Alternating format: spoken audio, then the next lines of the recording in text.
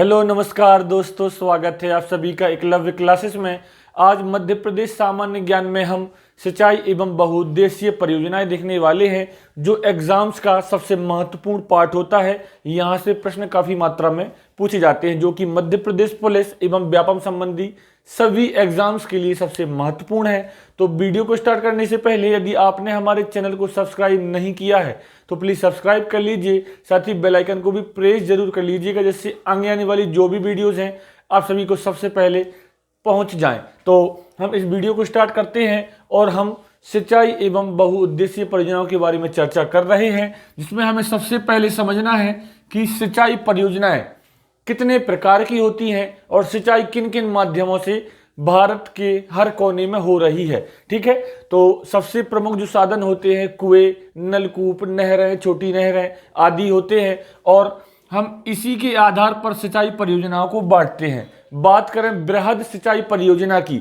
तो एक बड़े भूभाग में जो सिंचाई हो रही है, ठीक है, उसे हम बृहद सिंचाई परियोजना कहते हैं। और कितना बड़ा भूभाग होता है, तो 10,000 हेक्टेयर से अधिक यदि कृषि योग्य भूमि है तो वहां पर जो सिंचाई परियोजना होगी उसे हम बृहद सिंचाई परियोजना कहेंगे। और यहां पर सिंचाई के साधनों में बड़ी नहरें एवं बहुउद्देशीय परियोजनाएं लागू होती हैं। इसके बाद मध्यम सिंचाई परियोजना जो 2,000 से 10,000 हेक्टेयर के क्षेत्र में हो रही होती है, और यहाँ सिंचाई का साधन छोटी नहरें होती हैं। इसके बाद लघु सिंचाई परियोजनाएं, ठीक है, जो 2,000 हेक्टेयर से कम क्षेत्र में, ठीक है, 2,000 हेक्टेयर से कम क्षेत्र में सिंचाई के लिए जानी जाती हैं। और यहाँ सिंचाई के सबसे महत्वपूर्ण साधन होते हैं कुएं, नलकूप, तालाब आदि। ठीक है, तो इसके बाद जो महत्वपूर्ण परियोजनाएं हैं उन्हें हमें एक एक करके पढ़ना है, किस नदी पर है और किन किन जिलों को लाभान्वित करती हैं यह परियोजनाएं, यह जरूर एग्जाम में पूछे जाते हैं।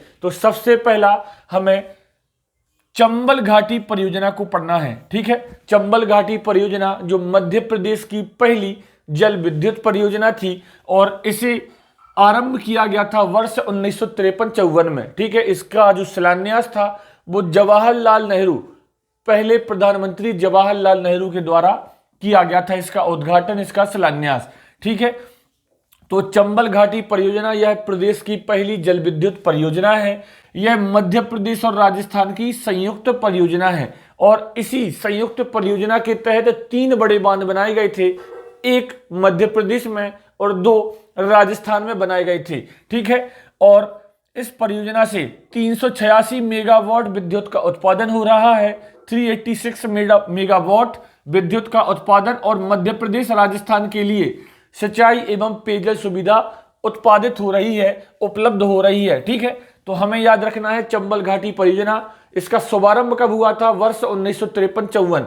मध्य प्रदेश की पहली जल विद्युत परियोजना है और मध्य प्रदेश राजस्थान की संयुक्त परियोजना है। और इस परियोजना के अंतर्गत 3 बड़े बांध बनाए गए, राणा प्रताप सागर बांध, गांधी सागर बांध और जवाहर सागर बांध, जिनमें से गांधी सागर बांध मध्य प्रदेश जो कि मंदसौर नीमच में स्थित है। ठीक है, यह चंबल नदी का प्रथम एवं सबसे बड़ा बांध है। इस पर वर्ष 1960 में मध्य प्रदेश का पहला जल विद्युत केंद्र बनाया गया था।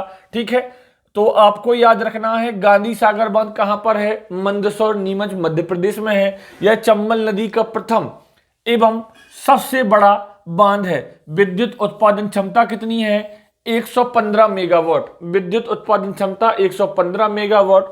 कुल परियोजना चंबल घाटी परियोजना में कुल विद्युत का उत्पादन कितना होता है? 386 मेगावाट, और इसी को 3 बड़े बांधों के द्वारा बांट दिया गया है। ठीक है, जिससे गांधी सागर बांध के द्वारा 115 मेगावाट विद्युत का उत्पादन होता है। इसके बाद राणा प्रताप सागर एवं जवाहर सागर बांध दोनों राजस्थान में पड़ते हैं। ठीक है, तो राणा प्रताप सागर बांध जो कि चित्तौड़गढ़ राजस्थान में पड़ता है और विद्युत उत्पादन क्षमता है 172 मेगावाट। इसके बाद जवाहर सागर बांध जो कि कोटा राजस्थान में पड़ता है और इसकी विद्युत उत्पादन क्षमता है 99 मेगावाट। इस प्रकार हम कह सकते हैं कि कुल विद्युत उत्पादन क्षमता 386 मेगावाट है। तो आपको याद रखना है कि चंबल घाटी परियोजना के अंतर्गत 3 बड़े बांध बनाए गए, एक मध्य प्रदेश में और 2 राजस्थान में। इसके बाद हमें अगली परियोजना देखनी है नर्मदा घाटी परियोजना। नर्मदा घाटी परियोजना जिसको 2 भागों में बांटा गया है, नर्मदा सागर परियोजना और दूसरी परियोजना है सरदार सरोवर परियोजना। अब नर्मदा सागर परियोजना के अंतर्गत हमें 3 परियोजनाएं पढ़नी है। सबसे पहला है इंदिरा सागर परियोजना, इसके बाद ओमकारेश्वर परियोजना और महेश्वर परियोजना। हमें कोई भी परियोजना देखनी है तो सबसे पहले किन किन क्षेत्रों को, किन जिलों को लाभान्वित कर रही है वह परियोजना, और विद्युत का उत्पादन कितना होता है, ठीक है, और किस नदी पर वह परियोजना बनाई गई है। तो पार्ट ए नर्मदा सागर परियोजना में सबसे पहले हम देख रहे हैं इंदिरा सागर परियोजना, ठीक है। इंदिरा सागर परियोजना कहां पर है? पुनासा गांव खंडवा में संचालित है। पुनासा गांव खंडवा में संचालित है इंदिरा सागर परियोजना। इसकी स्थापना कब हुई थी? 23 अक्टूबर 1983 को। और किसके द्वारा हुई थी? तो इंदिरा गांधी जी के द्वारा, ठीक है। 23 अक्टूबर 1983 आपको डेट याद रखना है। इंदिरा सागर परियोजना से कितनी विद्युत का उत्पादन हो रहा है? तो 27 लाख हेक्टेयर इसकी सिंचाई क्षमता है और विद्युत उत्पादन यहां पर 1000 मेगावाट है। आपको जरूर याद रखना है, विद्युत उत्पादन 1000 मेगावाट और सिंचाई क्षमता 27 लाख हेक्टेयर कृषि योग्य भूमि को इसके द्वारा सिंचाई की जाती है, ठीक है। इसके बाद ओमकारेश्वर परियोजना, जो कि मानधाता ग्राम ओमकारेश्वर खंडवा में संचालित है। मानधाता ग्राम ओमकारेश्वर खंडवा में संचालित है और इस परियोजना का निर्माण किसने किया है? नर्मदा इलेक्ट्रिक डेवलपमेंट कॉर्पोरेशन, ठीक है, एनईडीसी, नर्मदा इलेक्ट्रिक डेवलपमेंट कॉर्पोरेशन ने इसका निर्माण किया है, ठीक है। विद्युत उत्पादन क्षमता यहां पर कितनी है? 520 मेगावाट है। सिंचाई उत्पादन क्षमता कितनी है? तो 2,83,324 सिंचाई क्षमता है इसकी हेक्टेयर के हिसाब से, ठीक है। तो आपको मेगावाट में विद्युत उत्पादन क्षमता याद रखनी है कि इंदिरा सागर परियोजना के द्वारा कितने मेगावाट विद्युत का उत्पादन हो रहा है? तो आंसर है 1000 मेगावाट। ओमकारेश्वर परियोजना के द्वारा कितने विद्युत का उत्पादन हो रहा है? तो 520 मेगावाट। और यह परियोजना कहां कहां पर है? तो इंदिरा सागर परियोजना पुनासा गांव खंडवा में है। ओमकारेश्वर परियोजना ओमकारेश्वर खंडवा में है। इसके बाद अगला है महेश्वर परियोजना, जो कि महेश्वर खरगोन में है और विद्युत उत्पादन क्षमता कितनी है? 400 मेगावाट। महेश्वर परियोजना महेश्वर खरगोन में है, उत्पादन क्षमता कितनी है? 400 मेगावाट। इसके बाद बी वाली परियोजना है सरदार सरोवर परियोजना। सरदार सरोवर परियोजना जो कि कहां पर है? तो नौगांव गुजरात की परियोजना है, ठीक है। और विद्युत उत्पादन हो रहा, कितना हो रहा है यहां से? 1450 मेगावाट विद्युत का उत्पादन होता है सरदार सरोवर परियोजना के द्वारा। और यह किन राज्यों की परियोजना है? तो यह 4 राज्यों की संयुक्त परियोजना है सरदार सरोवर। यह मध्य प्रदेश, गुजरात, महाराष्ट्र और राजस्थान, इन 4 राज्यों की संयुक्त परियोजना है। इस प्रकार हमने नर्मदा घाटी परियोजना को यहां पर कंप्लीट कर लिया है, ठीक है। इसके बाद हम देखने वाले हैं सबसे महत्वपूर्ण परियोजना राजघाट परियोजना, जिसका नया नाम या परिवर्तित नाम हो गया है लक्ष्मीबाई सागर परियोजना। और यहां से काफी बार प्रश्न पूछे गए हैं, चाहे वह माता टीला बांध से हो, चाहे वह राजघाट परियोजना से क्यों ना हो, ठीक है। तो राजघाट परियोजना जिसका परिवर्तित नाम है लक्ष्मीबाई सागर परियोजना, और यह बेतवा नदी पर कहां स्थित है? ललितपुर से 22 किलोमीटर दूर, या फिर हम ललितपुर में ही इसको कहेंगे, ठीक है। तो यह परियोजना जो है बेतवा नदी पर ललितपुर में स्थित है। और इस परियोजना के अंतर्गत वर्ष 1958 में माता टीला बांध बेतवा नदी पर बनाया गया है, ठीक है। तो माता टीला बांध कब बनाया गया? 1958 में। किस नदी पर बनाया गया है? बेतवा नदी पर बनाया गया है, क्योंकि राजघाट जो परियोजना है वह बेतवा नदी पर संचालित है, ठीक है। इसके बाद इस बांध पर 15 मेगावाट के 3 टरबाइन लगाए गए हैं, जिससे कुल विद्युत का कितना उत्पादन होता है? 45 मेगावाट, ठीक है। इस बांध पर 15 मेगावाट के 3 टरबाइन बिजली उत्पादन हेतु लगाए गए हैं, ठीक है, स्थापित किए गए हैं, जिससे 15 मेगावाट 15 मेगावाट 15 मेगावाट कुल 45 मेगावाट विद्युत का उत्पादन होता है। इस परियोजना से सबसे महत्वपूर्ण पॉइंट जहां से प्रश्न पूछा गया था पिछली बार कि इस परियोजना से मध्य प्रदेश के कुल कितने जिले लाभान्वित होते हैं? तो राजघाट परियोजना से मध्य प्रदेश के 6 जिले और उत्तर प्रदेश के 4 जिले लाभान्वित होते हैं। अब कौन कौन से जिले हैं? तो गुना, शिवपुरी, दतिया, टीकमगढ़, ग्वालियर एवं भिंड, यह मध्य प्रदेश के 6 जिले हैं जो लाभान्वित हो रहे हैं। और यूपी के 4 जिले ललितपुर, झांसी, जालौन एवं हमीरपुर आदि लाभान्वित होते हैं। तो हमने यहां देखा चंबल घाटी परियोजना वर्ष 1953-54 में शुरुआत हुई। यह मध्य प्रदेश की पहली जल विद्युत परियोजना थी। मध्य प्रदेश राजस्थान की संयुक्त परियोजना थी और 3 बड़े बांध बनाए गए थे, एक मध्य प्रदेश में, 2 राजस्थान में। गांधी सागर बांध यहां पर मंदसौर नीमच में है, राणा प्रताप सागर बांध चित्तौड़गढ़ राजस्थान में है और जवाहर सागर बांध कोटा राजस्थान में है। कुल कितने विद्युत का उत्पादन होता है? 386 मेगावाट का उत्पादन होता है। इसके बाद हमने नर्मदा घाटी परियोजना देखी,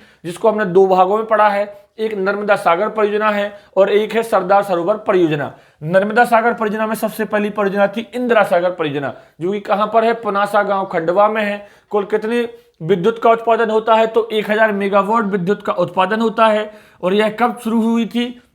तो 23 अक्टूबर 1983 को इंदिरा गांधी जी के द्वारा। ठीक है। इसके बाद ओमकारेश्वर परियोजना, जो कि मानदाता ग्राम ओमकारेश्वर खंडवा में है, विद्युत उत्पादन 520 मेगावाट यहां पर हो रहा है। इसके बाद महेश्वर परियोजना, जो कि महेश्वर खरगोन में है, विद्युत उत्पादन क्षमता 400 मेगावाट है। और यहाँ का पाटवी सरदार सरोवर परियोजना, ठीक है, जिससे 1450 मेगावाट विद्युत का उत्पादन होता है, नौगांव गुजरात में स्थित है। और यह 4 राज्यों की संयुक्त परियोजना है, मध्य प्रदेश, उत्तर प्रदेश, महाराष्ट्र, ठीक है, गुजरात, महाराष्ट्र। और इसके बाद अगला है राजघाट परियोजना, जिसका परिवर्तित नाम क्या है? लक्ष्मीबाई सागर परियोजना है। कुल कितने विद्युत का उत्पादन होता है? तो 45 मेगावाट विद्युत का उत्पादन होता है, क्योंकि यहां पर 15 मेगावाट के 3 टरबाइन लगाए गए हैं। ठीक है। यह बेतवा नदी पर ललितपुर में स्थित है और इसी पर 1958 में बेतवा नदी पर माता टीला बांध बनाया गया है। मध्य प्रदेश के 6 जिले, उत्तर प्रदेश के 4 जिले लाभान्वित होते हैं। चलते हैं आगे। अगली परियोजना है बाणसागर परियोजना और यह बाणसागर परियोजना सोन नदी पर निर्मित है, जो कि देवलोड शहडोल में स्थापित की गई है।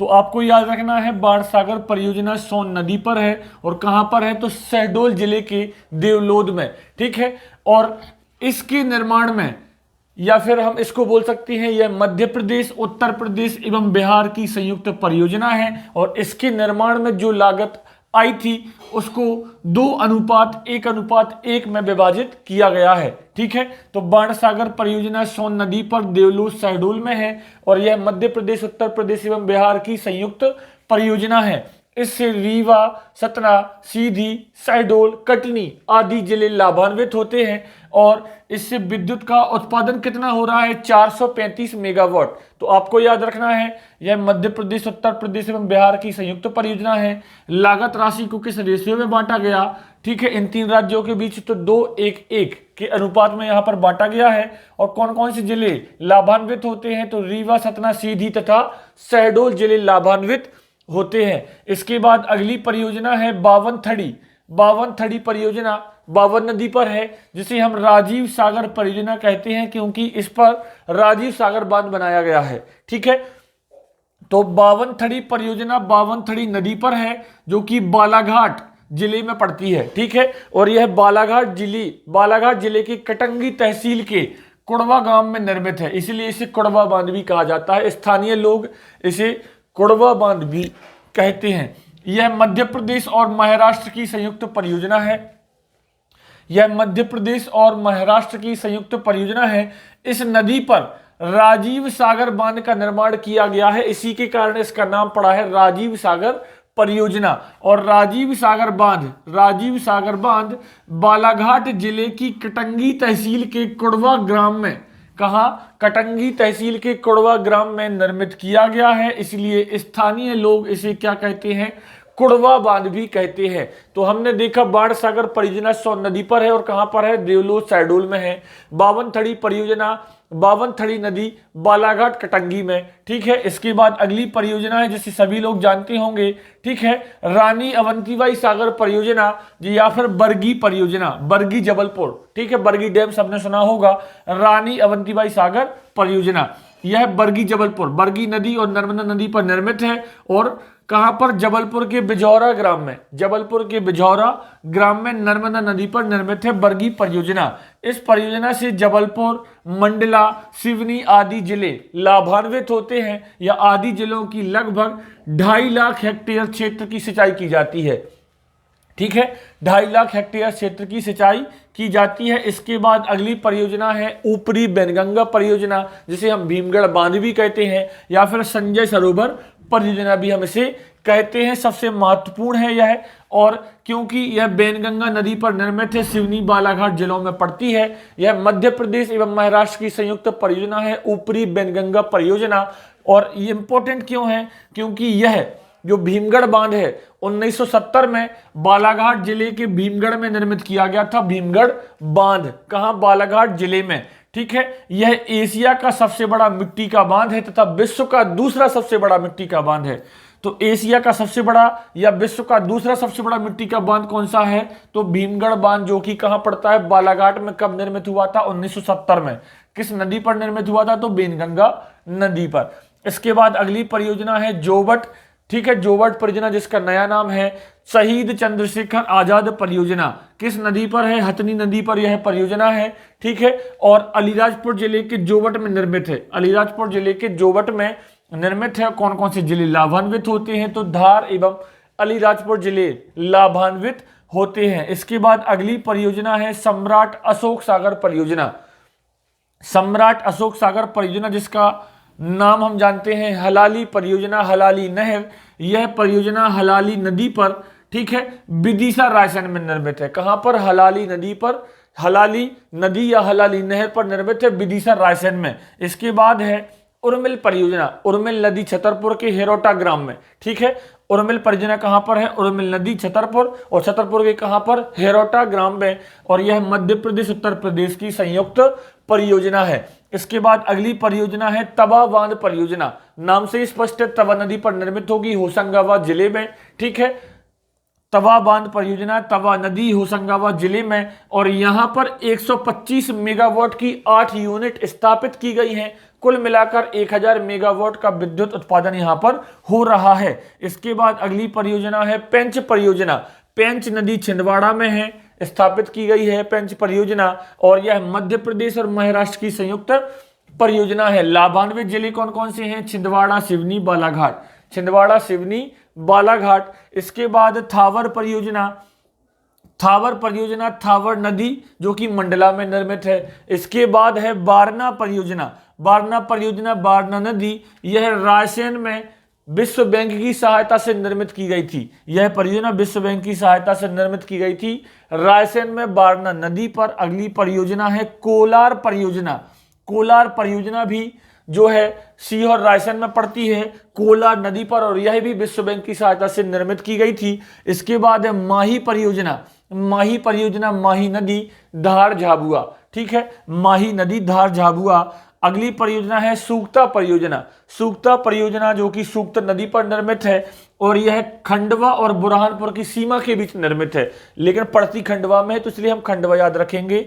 सूक्ता परियोजना खंडवा, सूक्ता नदी पर है। इसके बाद अगली परियोजना है चोरल परियोजना।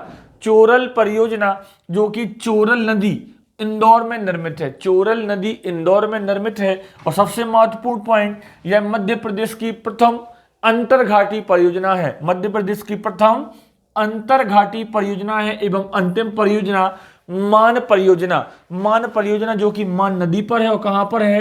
धार जिले में निर्मित है। इस प्रकार हमने मध्य प्रदेश की प्रमुख सिंचाई एवं बहुउद्देशीय परियोजनाओं के बारे में आज स्टडी की है। मध्य प्रदेश सामान्य ज्ञान का एक बहुत ही बड़ा चैप्टर होता है, जो कि सबसे महत्वपूर्ण माना जाता है सभी एग्जाम्स के लिए। यदि आपको हमारी आज की है वीडियो पसंद आई हो, तो प्लीज वीडियो को ज्यादा से ज्यादा शेयर कीजिए। बने रहें एकलव्य क्लासेस के साथ। मिलते हैं नए टॉपिक के साथ एक नई वीडियो में।